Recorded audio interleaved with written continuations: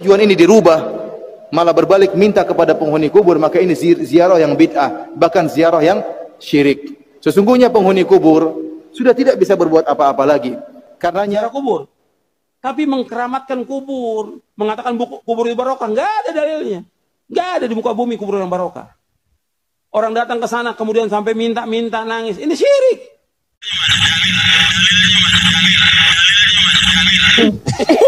Kok pintermu keblinger toh?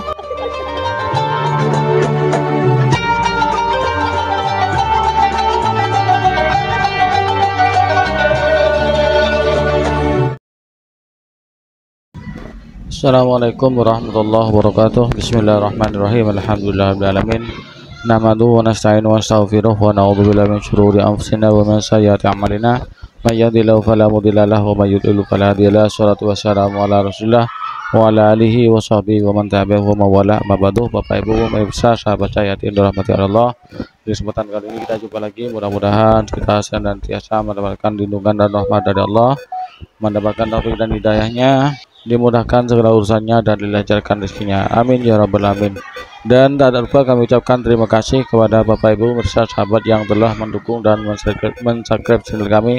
Jazakumullah ahsanul jasa. Bagi pemirsa yang baru bergabung, baru menemukan channel kami, jangan lupa ditekan tombol subscribe-nya, nyalakan dan loncengnya, dan tinggalkan komentar di bawah video ini. Bapak Ibu pemirsa sahabat Hayati yang dirahmati Allah, di kesempatan kali ini kami akan membawakan video ceramah dari Buya Yahya yang menanggapi tentang perihal orang-orang Salafi Wahabi, yang mana orang-orang Salafi Wahabi ini anti mazhab, tidak mau mengikuti 4 mazhab, maunya langsung ke Al-Quran dan Sunnah katanya, tidak mau terhadap pendapat-pendapatnya ulama. Tak tahunya mereka sendiri itu diam-diam mengikuti doktrin-doktrin dari ulamanya sendiri. Ulamanya pun tukang comot. Juga orang-orang Wahabi ini sangat menolak keras, anti terhadap tawasul, anti terhadap tahlilan, anti ziarah kubur. Mereka memaksakan pendapatnya, memaksakan ajarnya kepada orang Islam yang lain. Orang Islam yang lain tidak mengikuti ajarannya, itu dituduh sebagai ahlul bid'ah, dituduh sebagai syirik. Mereka memelintir ayat Al-Quran. Orang-orang Islam yang tidak mau mengikuti ajaran mereka, itu mereka ancam dengan neraka jahanam dengan cara memelintir ayat Al-Quran. Sahabat Hayati, Bapak Ibu yang dirahmati Allah, bila tidak penasaran, mari kita simak penjelasan dari Buya Yahya. Mudah-mudahan apa yang beliau sampaikan bermanfaat bagi kita bersama. Amin ya rabbal alamin. Pertanyaannya, bagaimana kalau kita tidak ikut madhab Malik, madhab Imam Syafi'i, madhab Imam Ahmad, madhab Imam Abu Hanifah? Ini gimana? Alasannya adalah karena mereka memang menyuruh kita mengikuti hadis yang sahih. Idza shahal haditsu fa huwa madhhabi. Para imam mengatakan kalau hadis sahih itu madhabku. Benar itu. Benar. Kalau memang Anda sudah sampai derajat tahu itu, ya Anda tidak boleh ikut madhab. Hadis sahih aja nggak ngerti. Kalau Anda sudah bisa tahu hadis sahih, terus bagaimana Anda memadukan antara hadis yang sama-sama sahih bertentangan? Misalnya mujtahid nggak boleh ngikut 4 madhab. Lah ini mengatakan hadis sahih pun menurut Imam Bukhari, dia belum berijtihad urusan hadis. Dia itu urusan hadisnya jiplak Imam Bukhari. Coba suruh tasahih hadis sendiri, bisa atau tidak? Kak, coba loh. Itu orang paling sombong yang menantang orang bermadhab itu. Bermadhab itu keharusan para ulama. Imam Syafi'i mereka mengamalkan hadis-hadis sahih. Ada ini termasuk virus ini. Ini termasuk, makanya kalau kita merentet penghancuran akidah itu, kalau kita bisa susun, yang pertama adalah Allah, Rasul. Setelah Rasul ada 2 cabang. Yang paling kanan adalah sahabat Nabi, yang kiri ahli bait, atau dibolak-balik. Terus ke bawah lagi nanti apa? Al-Quran. Al-Quran. Setelah di bawahnya Al-Quran, ulama-ulama. Al-Quran dan hadis, ya. Al-Quran, hadis. Setelah Al-Quran, hadis, ulama-ulama. Setelah ulama-ulama, pemikiran nih. Ada ada orang yang pengen merusak Islam dengan cara tinggalkan ini semuanya, langsung ke Al-Quran, ke hadis. Sebetulnya ini merendahkan, diputus kita dari ulama. Nggak boleh ikut madhab Imam Syafi'i, Imam Ahmad. Coba orang yang sombong itu suruh ke sini, tinggalkan semua madhab, tak kasih buku Al-Quran dan kitab 6 kutubus sitah, ente sholat kalau bisa. Ayo, sampai mati tidak bisa ngerti caranya sholat itu, dijamin itu. Ngintip buku gurunya itu yang sama-sama anti madhab, ngintip juga sampean. Nggak boleh ngintip gurunya, ngintip itu paling sombong. Mau ngintip kok ngaku nggak usah ikut ulama, nggak bisa orang. Ayo bawa hadis, semuanya pakai hadis. Sok Allahu Akbar, hadisnya apa? Nggak hafal. Berarti saya nggak jadi karena saya nggak tahu hadisnya. Jadi sholat nggak pakai takbir ya? Iya, karena hadisnya nggak hafal saya, dalilnya nggak tahu.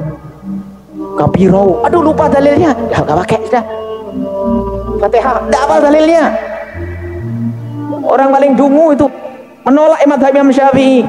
Yang pengen tahu dalilnya suruh datang kepada ahlinya, didatangkan dalilnya kalau dia nggak ngerti. Kalau anda tidak tahu bukan berarti tidak ada, karena anda bodoh belum tahu gitu saja, sadar beres. Lo kok menuduh Imam Syafi'i goblok, ini kan kurang ajar. Menuduh Imam Malik goblok, ini kan kurang ajar. Kalau nggak tahu tanyakan, ada yang kasih tahu dalilnya nanti. Karena orang tidak tahu itu, sesuatu yang tidak diketahui kan belum berarti tidak ada. Saya nggak tahu ada duit di bawah kasur nih ya. Apakah artinya nggak ada? Nggak ada, bukan, karena saya nggak tahu. Kalau anda tidak tahu tanyakan, jangan anda mengatakan itu nggak benar, Imam Syafi'i itu adalah sesat karena begini, dalilnya palsu dan sebagainya. Masya Allah, tahlilan nggak boleh, tawasulan nggak boleh, segala macam akhirnya. Coba tak taunya apa? Kalau mau duduk, lah ini yang anti tawasul, anti tahlil, mohon kami tunjukkan dalilnya kuat dari Al-Quran dan hadis Nabi SAW. Intinya kalau ada orang ini, contoh saja, biasanya yang melarang taklid, ikut 4 madhab itu anti tawasul, anti tahlil, anti marhabanan. Duduk kita jelaskan, disaksikan oleh manusia banyak, diundang, beradu argumentasi, dalilnya mana, ayo. Yang dikasih tahu ibu-ibu yang polos-polos di kampung, bu itu bid'ah sesat masuk neraka nih. Sampai hari ini tidak pernah ada yang menegur kami nih. Kami termasuk kelas bodoh sebetulnya ya. Nggak ada yang negur, bu ya tolong itu hadisnya nggak bener dan sebagainya. Ini mana ada? Wahai ustadz-ustadz itu yang gembar-gembar di radio-radio itu, di mimbar-mimbar yang mengatakan itu bid'ah, ini tolong ayo, ini jangan dirusak umat, jangan diputus dengan salaf. Salaf kita adalah Imam Syafi'i, Imam Ahmad bin Hanbal, Imam Malik, Imam Abu Hanifah, itu salaf kita. Itu salaf yang sesungguhnya, karena hidupnya dia. Imam Syafi'i meninggal tahun, Imam Abu Hanifah meninggal tahun 150. Itu antara abad ke-1 sampai abad ke-2. Itu adalah imam-imam salaf, bukan orang yang hidup di akhir zaman. Salaf kita yaitu, kalau anda ngikut Imam Syafi'i, anda ikut salaf. Anda ikut Imam Ahmad, ikut salaf. Jadi salafi yang sesungguhnya ya anda itu yang ngaku salafi tapi nggak mau ikut madhab, bos, itu goblok. Bagaimana? Ini permasalahan nih, akidah dipecah belah oleh umat. Dipecah belah umat gara-gara ini. Yang tidak ikut Imam Abu Hanifah itu adalah kedunguan. Ini yang harus dijelaskan. Kenapa? Imam Abu Hanifah orang yang disepakati kesolehannya, ilmunya. Maaf, ini adalah permasalahan yang sangat genting. Dikit-dikit tidak boleh ikut madhab. Masya Allah. Cobalah dijelaskan. Ini adalah musibah di zaman ini. Ibu-ibu yang sudah sholatnya tentrem, ayam, ibadahnya banyak, dibilang, bu salah bu. Ya Allah, 20 tahun saya salah. Ya Allah. Mohon maaf jika ada kalimat kotor. Ini ada hawa nafsu ya. Semoga Allah mengampuni. Kalau sudah begini ada hawa nafsunya. Semoga Allah mengampuni. Dan yang anti tahlil semoga diampuni oleh Allah. Yang anti tawasul diberi hidayah oleh Allah, diberi bimbingan oleh Allah Subhanahu Wa Taala. Ini adalah mulai emosi itu adalah ada setan yang nunggangi. Baru banyak istighfar. Bapak Ibu sahabat Cahyati yang dirahmati Allah, demikianlah video ceramah Buya Yahya yang kami persembahkan kepada pemirsa sekalian. Mudah-mudahan apa yang beliau sampaikan bermanfaat bagi kita bersama, menjadi tambahan wawasan, tambahan ilmu, tambahan pengetahuan bagi kita bersama. Amin ya rabbal alamin. Dari kami apabila ada kesalahan kekurangan, mohon maaf yang sebesar-besarnya. Hadanallahu wa yakum. Wassalamualaikum warahmatullahi wabarakatuh.